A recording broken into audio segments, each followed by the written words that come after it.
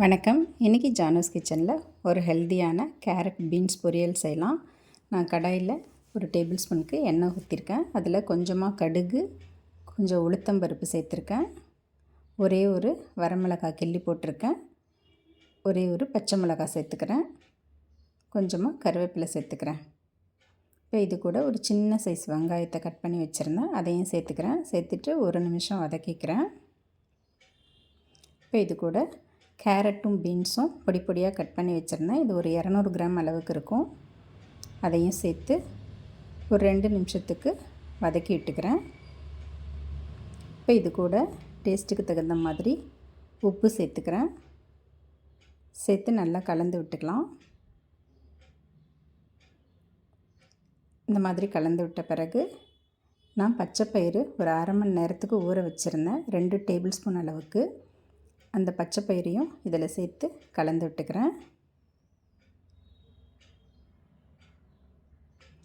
இந்த மாதிரி கலந்து விட்டுட்டு இதில் தண்ணி சேர்த்துக்கலாம்.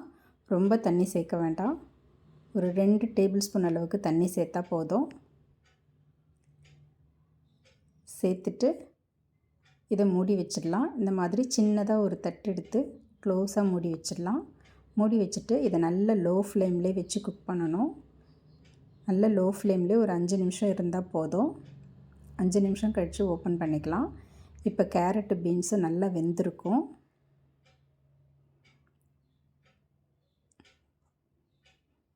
இப்போ நல்லா வெந்துருச்சு. கேரட்டும் நல்லா வெந்துருச்சு, பீன்ஸும் நல்லா வெந்துருச்சு. இப்போ இது கூட 2 டேபிள் ஸ்பூன் அளவுக்கு துருவின தேங்காய் சேர்த்துக்கலாம். அது கூடவே கடைசியாக கொஞ்சம் கொத்தமல்லி தழையும் சேர்த்துக்கிறேன். சேர்த்து நல்லா கலந்து விட்டுடலாம். அவ்வளோதாங்க, ஒரு ஹெல்த்தியான கேரட் பீன்ஸ் பொரியல் ரெடி ஆகிடுச்சு.